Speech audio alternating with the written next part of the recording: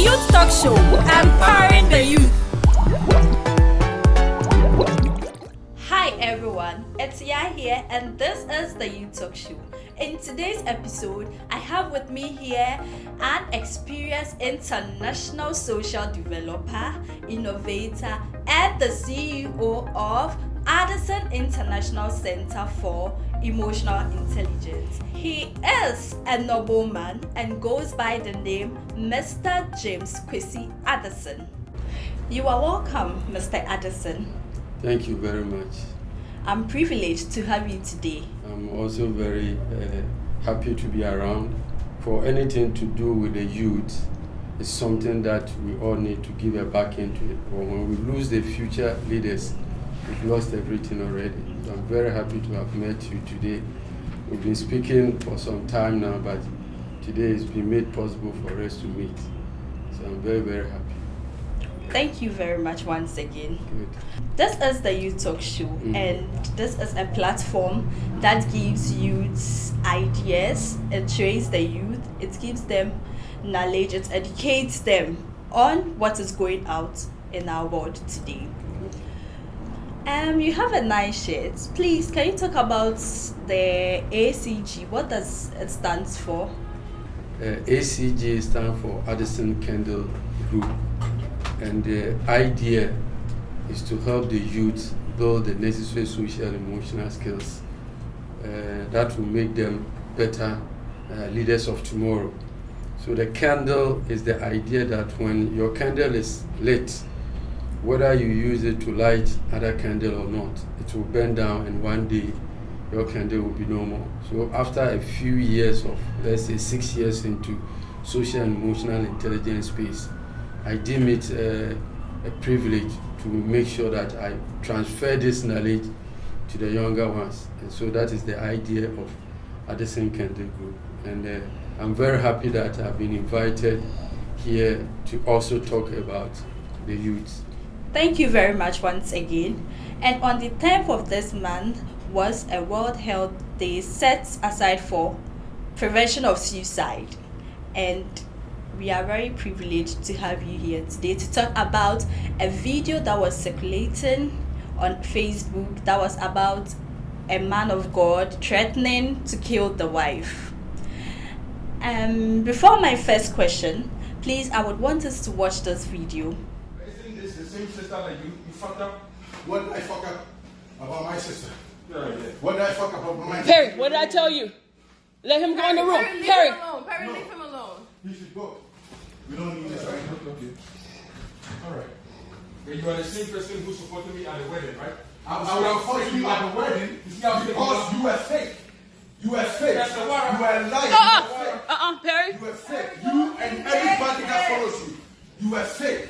I That's the supported word. you because I thought you were different. So now you I are thought you here were not like your to support family. your sister. Yes, I'm here to support The my same sister. sister And I'll who always the support her. pastor told you that she was a witch. Which pastor? Am I Name right? the pastor. Name that pastor. Which pastor told me my sister's The same sisters. Which pastor? Name the pastor. Is it you? You are a pastor. You. Oh. You don't know whether you are or not you are a pastor, my friend. Get the fuck out of here before I fuck you up. We didn't come here for you. We did not come here for you. Don't let me hurt you. Leave. We didn't come here for you. We came to get something. Can I promise you something? Promise me. If I don't kill your sister, then me, I am fake. You got the video, right? Yeah, I got it. Right, call the cops. No, it's No, call the cops, Jen. No. Barbara, stop that. Fania, you don't play with threats like this. Jen, I'm calling the cops.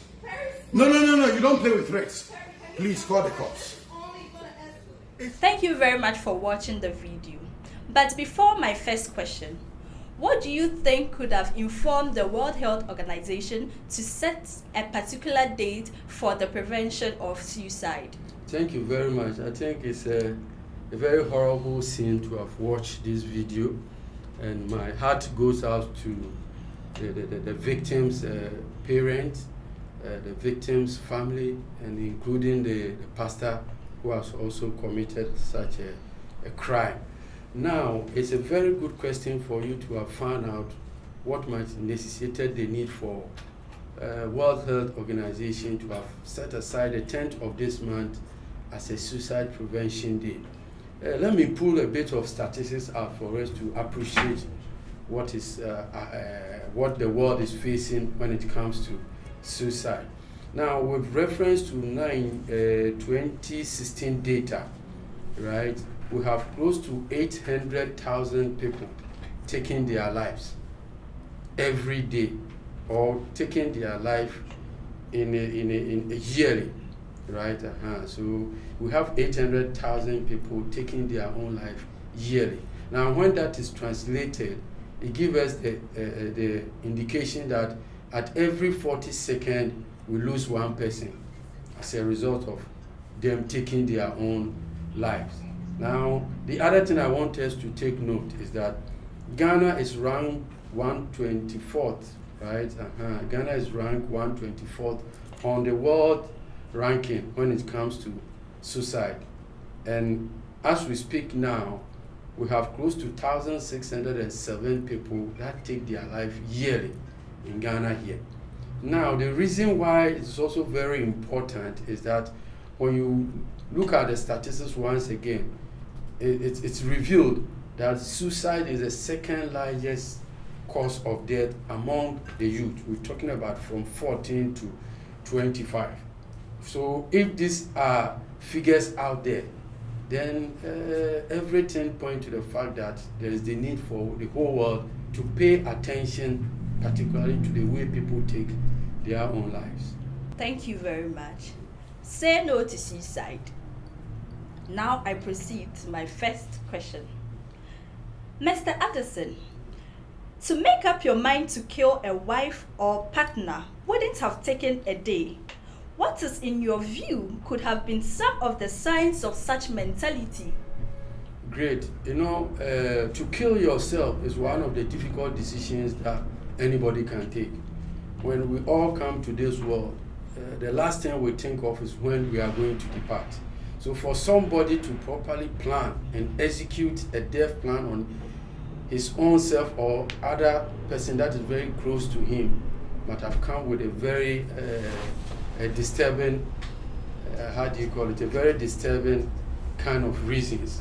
But there could have been a lot of signs, right? That could have shown that this particular person is going through this kind of mental torture, and the person is planning for a suicide. So we look at a couple of signs. From the video, right, it is clear that one of the signs that this person was having a problem and is contemplating of either killing himself or the wife or any other person in that kind of relationship is the words that were coming out. You could hear something like, I will kill you to prove that I'm not fake. You getting my point? So when one of the signs to look out for when you want to know whether somebody is planning or contemplating of committing a suicide is the words that they speak. What are the words that are coming out from their mouth? Behind every word, behind every statement, there is an emotion or a feeling. So people don't just say some of these words just for saying sake. So for him to have come out and said, I'm going to kill your sister to prove that I am not fake, that tells you that this person is really under a serious a problem or a pressure. So whilst the person is speaking, it's telling you what is really in the heart of the person and what the person intends to do. Now mind you, don't take it for granted, because you may not be there to be a witness whether he can execute it or not. And precisely this is what happens. So one of the signs is that you take seriously what people say. You getting my point? If you are in a relationship and the person keep on threatening, you shouldn't take the words for granted. Another sign is that I've watched from other videos of the gentleman that it got to a time he even started preaching that there is no God, doubting the God that he himself is serving. This is a sign of a person with a suicidal thought, right? They deviate or they don't take interest in what interests them any longer. This is a pastor. So if a pastor is preaching against the existence of God, then his own calling is under threat or is questionable. You get him up. So this is not normal. So when you are with somebody and the person all of a sudden deviates from what he enjoys doing, from what he appreciates, If he likes playing football, you see that happiness of getting to the field and play is no more. Getting my point. If he likes some listening to some music, you see that this time around that behavior is no more. So when people withdraw from what motivates them, what makes them happy, is also another sign of that person thinking of what? Taking his or her life. Some other people can also decide to just oversleeping. Some people can sleep and sleep and sleep. They will sleep by 6 o'clock and by 10, 11 they are still sleeping. Others too may not be able to sleep at all. You get my point? So when you are in relationship, these are some of the signs you really have to look out for to determine whether your partner is contemplating on doing something horrible. You get my point? Nowadays, we can also have another area to look at, right? And one of the areas to look at is the behavioral change of that person, right? The consistency in abuse. We're talking about abuse not only in the form of physical, but what? Emotional. The person could be insulting you. When you watch the video, you could see a fight broke out. You get my point? Between the gentleman and the family of Barbara. You get this is a clear indication that the person has gotten to a point that all die be die. He doesn't care anymore. You get my point? This is the in-laws or the brother that the gentleman was seriously fighting. So that tells you when people get to that level, they don't care much about people around them. They don't care whether they are offending somebody or not. All they care about is for them to execute whatever is troubling them. It's very, very disturbing. There are serious signs that we really have to look out for. Right? The words they say. Are you getting my point? The behavior change in what they believe in is another critical point.